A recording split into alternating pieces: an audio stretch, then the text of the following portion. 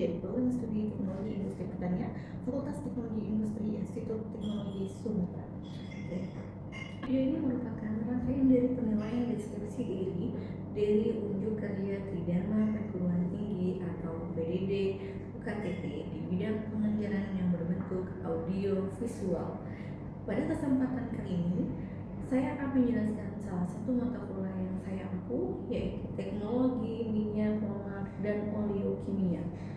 Mata kuliah Teknologi Minyak Lemak dan Oleokimia merupakan mata kuliah yang mempelajari mengenai produk agroindustri yang menghasilkan lemak, minyak, dan oleokimia berdasarkan komponen penyusun lemak dan minyak, sumber bahan baku, karakteristik bahan baku, dan juga produk akhirnya.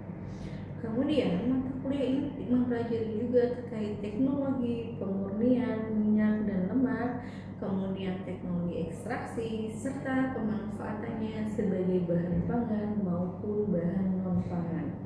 Di dalam mata kuliah ini, kita akan membahas beberapa materi. Yang pertama diantaranya itu prinsip dasar penyusunan dan pembentukan lemak, minyak, dan oleokimia dasar, prinsip dasar ekstraksi dan pemurnian lemak, minyak, dan oleokimia dari bahan agroindustri, karakteristik penyusunan lemak, dan teknologi proses produksi oleokimia dan turunannya, serta teknologi aplikasi produk oleokimia dalam kehidupan sehari-hari, dan prinsip dasar teknik emulsi dan pembuatan produk-produk emulsi.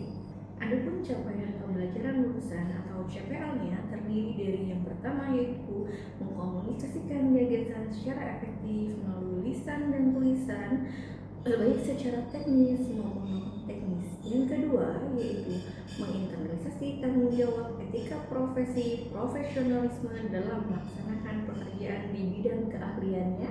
Ketiga, mampu bekerja sama dalam tim multidisiplin dan multikultural serta beradaptasi terhadap perubahan. Sementara itu, kita punya capaian pembelajaran mata kuliah Teknologi Minyak Lemak dan Oleokimia, yang dimana CPMK ini terdiri dari 3 poin. Yang pertama yaitu mahasiswa mampu menjabarkan teori, prinsip, dasar produksi dari ekstraksi minyak, lemak, dan oleokimia dalam bidang agroindustri. Yang kedua, mahasiswa memiliki tanggung jawab etika profesi dan profesionalisme dalam melaksanakan pekerjaan di bidang keahliannya. Ketiga, mampu beradaptasi dalam tim multidisiplin dan multikultural. Mata kuliah ini menggunakan beberapa buku referensi, di antaranya yaitu buku Gunston, yaitu terkait oleochemical manufacture, kemudian bukunya Peterson itu terkait hidrogenasi dari minyak dan lemak, dan juga Ketaren terkait pengantar teknologi minyak lemak pangan. Dan juga tidak lupa kami juga menggunakan referensi dari beberapa jurnal yang telah kami publish, yaitu diantaranya jurnal terkait minyak nyoklo yang dijadikan sebagai potensi kosmetik di bidang kosmetik. Pada pelaksanaannya, mata kuliah ini terdiri dari 16 kali pertemuan, di mana 14 kali pertemuan merupakan pertemuan tatap muka, 1 kali pertemuan merupakan ujian asesmen tengah semester, dan 1 kalinya lagi adalah ujian akhir semester. Sedangkan di Institut Teknologi Sumatera menerapkan metode blending learning dengan melaksanakan perkuliahan tatap muka dan juga kunjungan industri yang memanfaatkan media LMS berupa Google Classroom. Teknik asesmen yang digunakan berupa UTS, tugas, serta penilaian UAS dan non-tes lainnya yang melalui metode diagnostik di kelas, dan juga penilaian asesmen tersebut didasarkan untuk menjawab semua capaian pembelajaran perkuliahan pada mata kuliah Teknologi Minyak Lemak dan Oleokimia. Selanjutnya, mari kita sama-sama menyaksikan video pembelajaran mata kuliah Teknologi Minyak Lemak dan Oleokimia berikut ini. Assalamualaikum warahmatullahi wabarakatuh. Waalaikumsalam warahmatullahi wabarakatuh. Oke, selamat pagi. Pagi. Kita masuk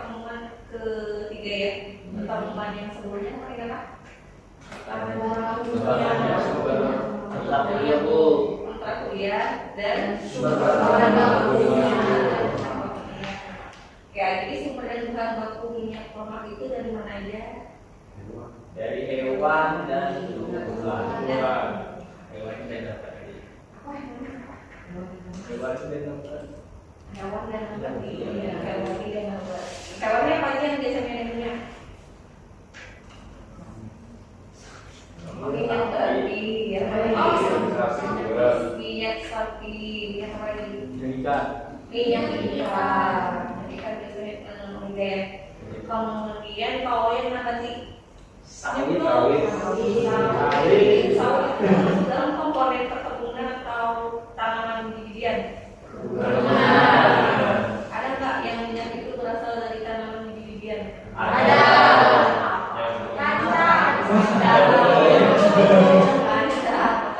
Minyak ngapung, Bu.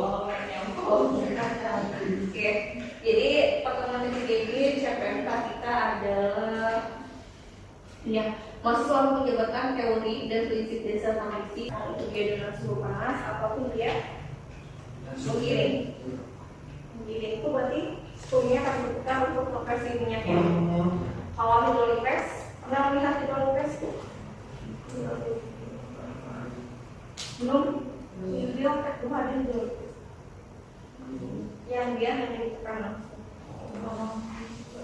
Jadi hidrolik press. Nah, ini selanjutnya tadi saya sudah sempat singgung.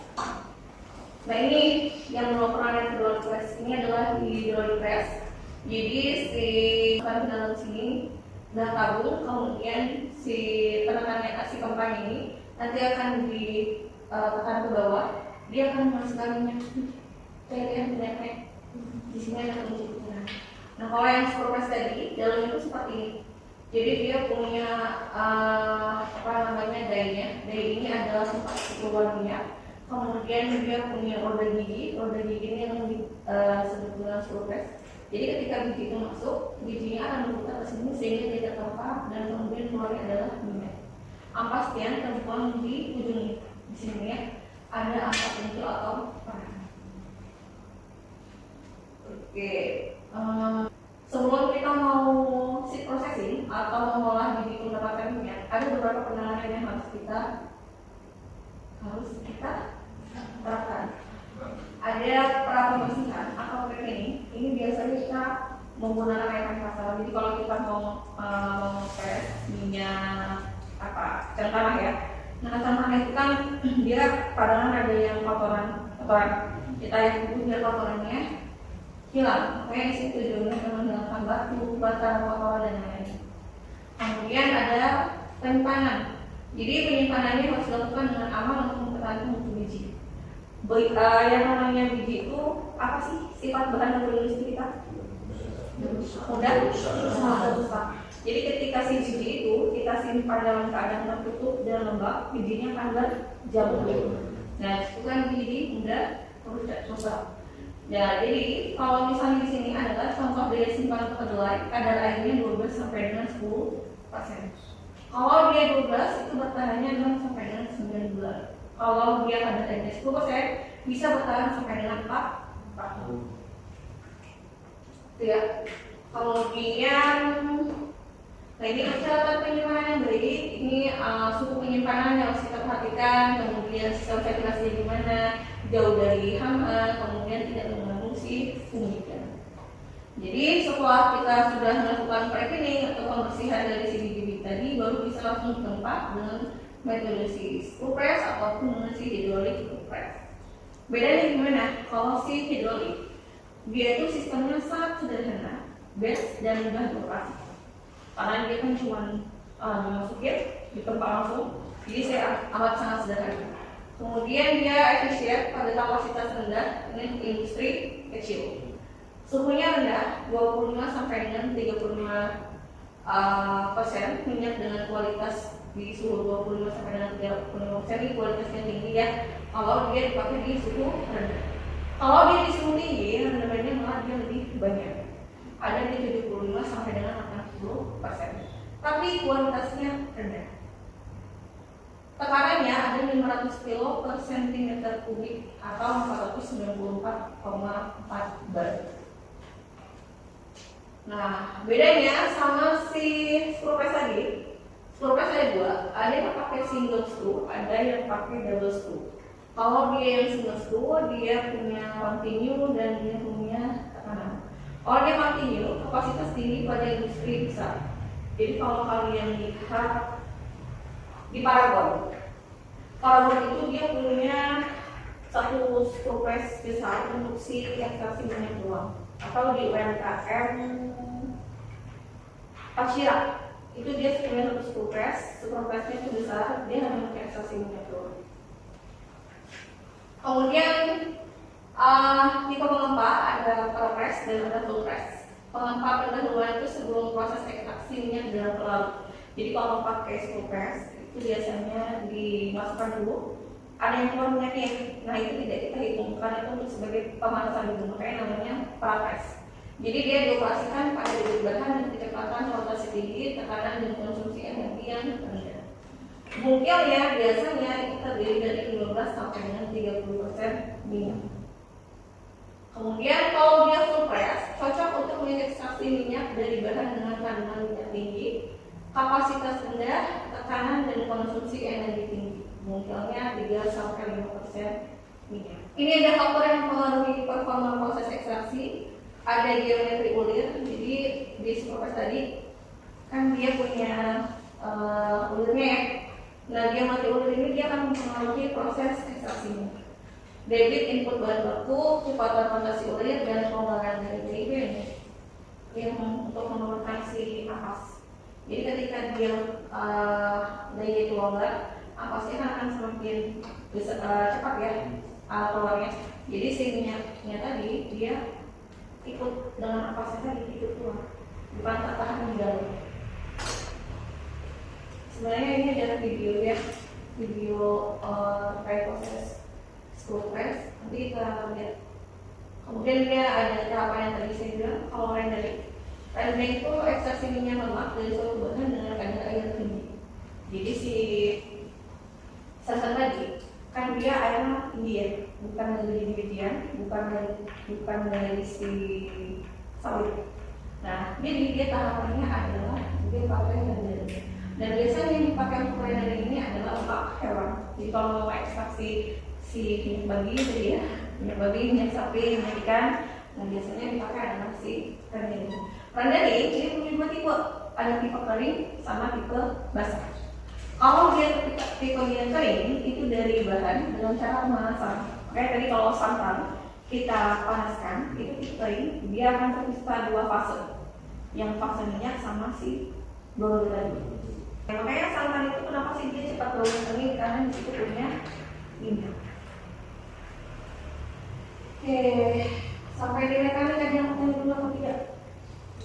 Silakan tadi.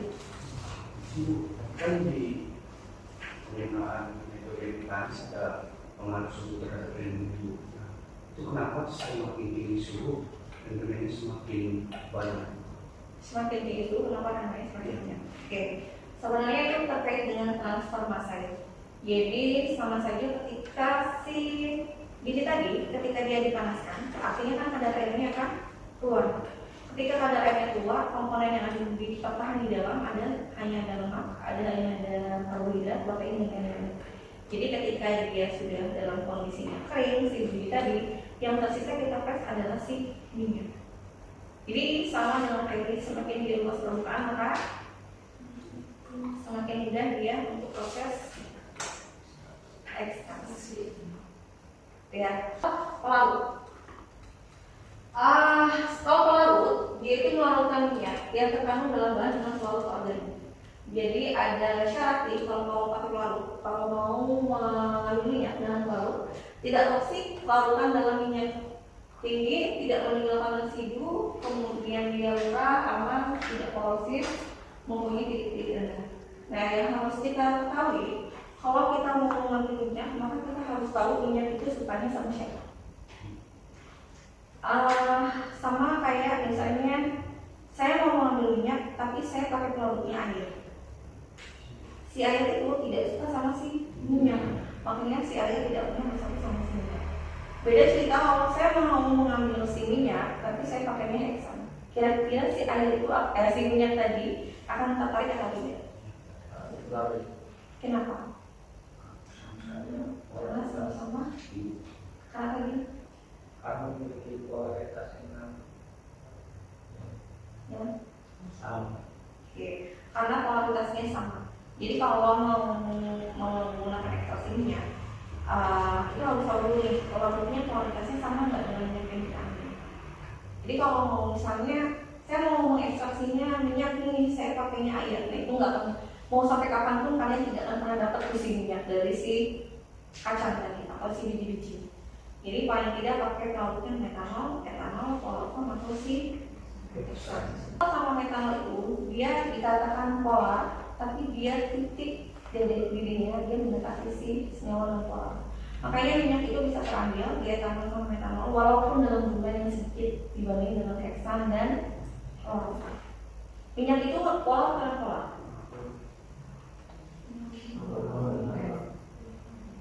Minyak itu polar atau polar? Air polar atau polar non polar? Air non polar? Air kok? Minyak? Polar. Oke. Ya. Ini ada karakteristik baru dari ekstraksi minyak. Bukan hanya 4 tadi yang saya sebut ya, tapi ada pentan, heksan, heptan, dichlorometan, eter, isopropyl eter, isopropanol, dan asetat. Dan semua ini adalah si jenis-jenis larut yang bisa mengandungkan si minyak. Artinya dia bisa mengandung minyak dari sebahan baku tersebut. Di sini dia punya nilai RMF, kemudian dia punya nilai entalpinya, punya titik kilap dan batas eksplosif. Ya, ini yang harus kalian perhatikan. Kalian mengambilnya sampai di titik bidih yang mana. Jadi jangan sampai ya saya pakainya heksan, dia prosesnya macerasi, heksannya saya panasnya 80 derajat Celcius. Sedangkan titik bidih heksan 69. Yang ada heksannya sudah menguap, habis itu kebakaran. Oke, jadi benar-benar harus diperhatikan titik bidihnya berapa. Kalau misalnya nanti live bidihnya. Oke, kemudian ini ada ekstraksi baru untuk bungkil. Dia bergantung sama efektivitas dari pelengkap atau bungkil perang. Kemudian minyak yang masih tersisa di dalam bungkil diambil dengan sempurna dengan cara ekstraksi dengan pelarut. Jadi kalau di industri itu biasanya dia pakai 2 teknik ekstraksi sekaligus. Kenapa? Yang pertama, yang kalau proses pelengkapan dia itu lebih mudah dan lebih ekonomis. Dia tidak perlu ada yang namanya pelarut, dia hanya proses pelengkapan saja. Tapi di proses pengempakan tadi dia masih punya ampas yang keluar. Nah, ampas yang keluar itu masih punya si minyak. Minyaknya tadi bisa diambil dengan si pelarut. Jadi dia pakai 2 tipe kalau di industri biasanya. Oke, kemudian sampai di ekstraksi 2 dia menanyakan ketiga. Itu misalnya terkait dengan efektivitas si ekstraksi tadi, kan ada yang menggunakan mekanik dan si pelarut tadi untuk menghasilkan minyak yang maksudnya lebih efektif atau lebih banyak atau terus itu supaya tidak banyak menghilangkan si minyak yang terkandung di bahan itu mungkin bagaimana? Kita mengkombinasikan keduanya. Jadi kan tempa itu dia paling banyak tuh si minyaknya. Nah, ketika sudah ditempa, ampas tadi kan masih ada tuh si minyak. Kita ambil itu dengan cara si pelarut. Jadi yang harusnya dengan tempa yang lagi misalnya ada 60 sampai dengan 68%, ketika ditambah pelarut dengan minyaknya meningkat, bisa saja dari 70 sampai dengan 80%. Jadi yang perubahannya hanya 20%. Jadi kalau misalnya kalian mau mengepresnya adalah 1 kilo minyak, kalau 1 kilo minyak, kalau kalian ngepres yang salah-salahan kan dapatnya hanya 50% lah ya, berarti 500 gram. Tapi kalau misalnya kalian memperhatikan tadi parapenin dan lain-lainnya, itu bisa sampai 70% gitu kurang lebih. Oke, nanti kita buat kelompok ya. Kita bagi 2 kelompok. Kelompok yang pertama itu menganalisis terkait ekstraksi minyak dari biji pala.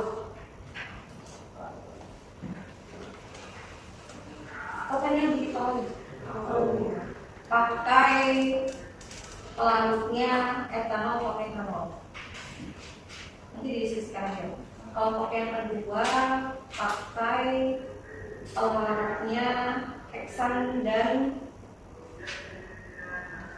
kloroform.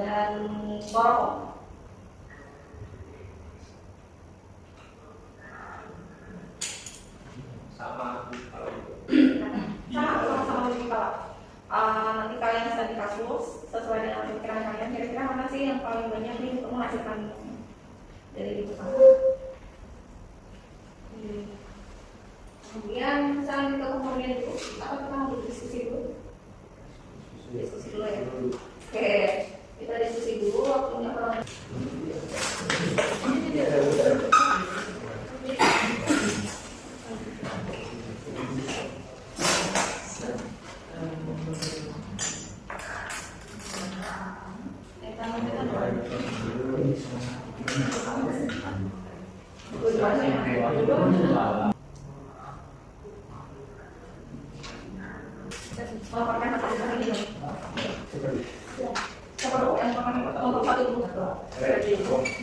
Kami setelah berdiskusi dari kelompok 1, ekstraksi yang prinsipal mengenai dan sekitar 19,17% dengan pula ada 96%.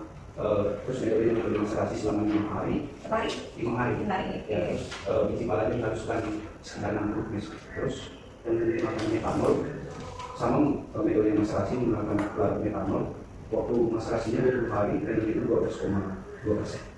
Oke, jadi yang pakai metanol dia lama ya proses tanamnya, bisa sampai sebulan ya. Jadi dia bisa sampai dengan 20 hari. Kemudian nggak bisa palanya langsung masih bisa besar itu langsung dulu, nggak bisa. Jadi dia lebih bukan dulu tadi ya fungsi si vitamin tadi ya, fungsi yang untuk konten tadi dia untuk menarik si minyaknya tadi. Oke, kalau yang kedua gimana?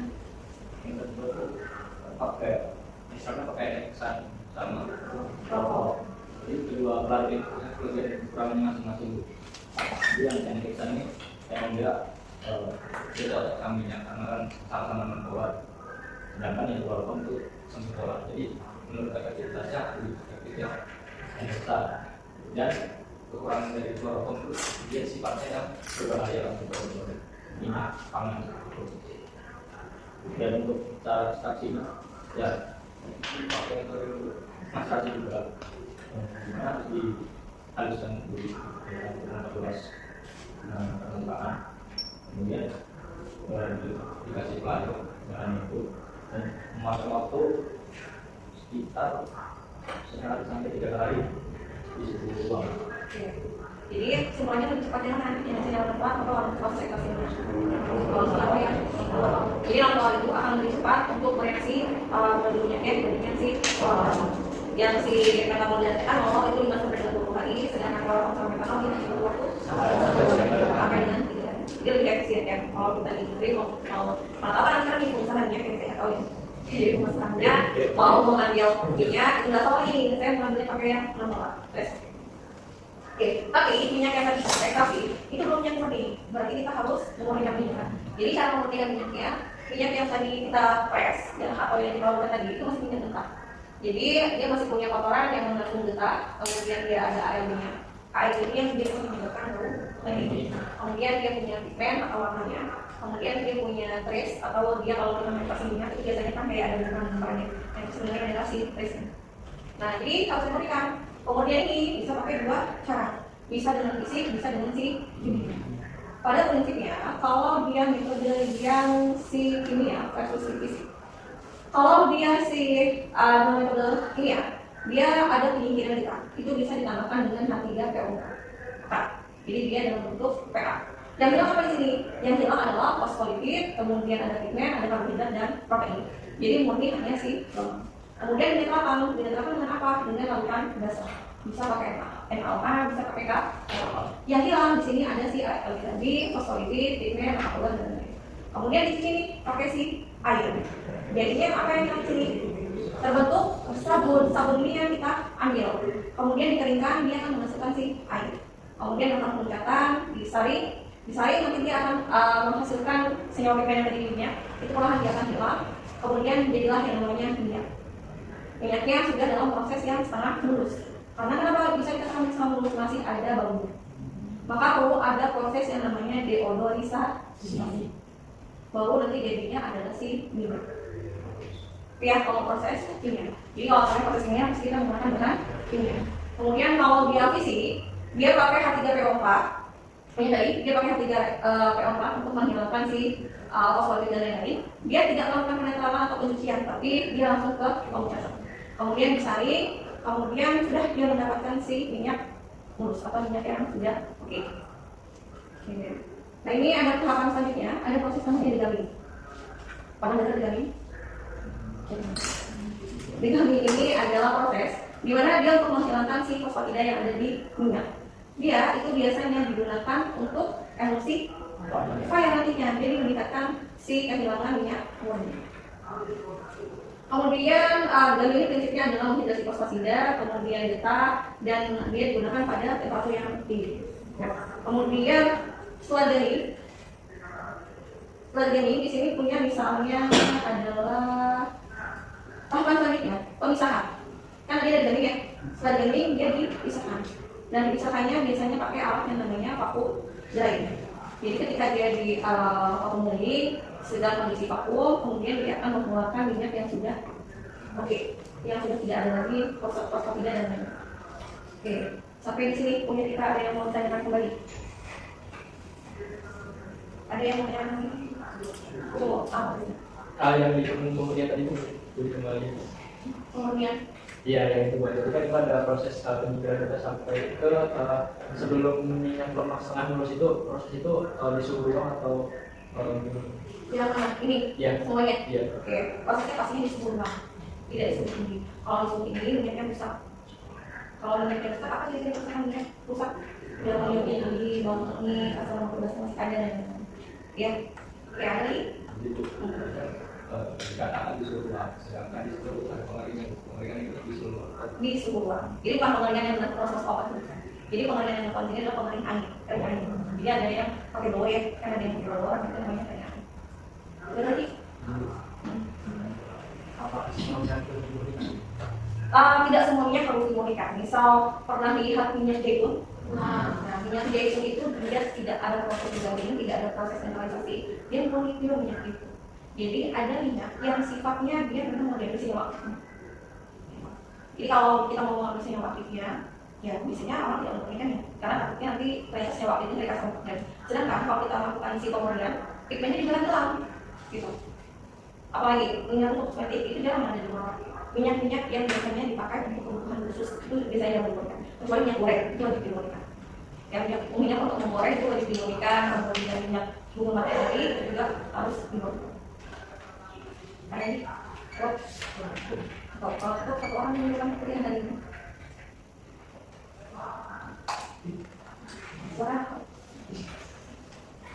jadi untuk korban hari ini kita belajar cara ekstraksi minyak, juga cara ekstraksi minyak tadi ada 3, ada dering, terus yang pakai mekanik sama yang berlarut. Nah, terus untuk pemurnian minyak juga ini kita belajar ada 2 metode, ada kimia dan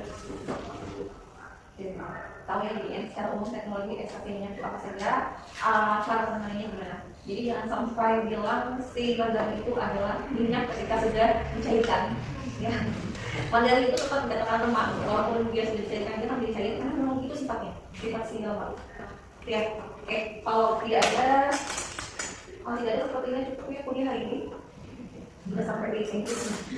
Semoga sesuai dengan CPMK kita di awal. Kan kita punya juga menjalankan teori dan prinsip dasar produksi dan ekstraksi minyaknya. Kalau berdasarkan kesimpulan yang tadi, kalian sudah bisa memahami bagaimana sih teknologi untuk mendapatkan minyak, terus konsepnya bagaimana. Saya rasa sudah disimpulkan, sudah berdiskusi, tadi saya rasa sudah dapat semua materi hari ini. Oke, kalau tidak ada saya tutup kuliah hari ini. Wassalamualaikum warahmatullahi wabarakatuh. Waalaikumsalam warahmatullahi wabarakatuh. Terima kasih.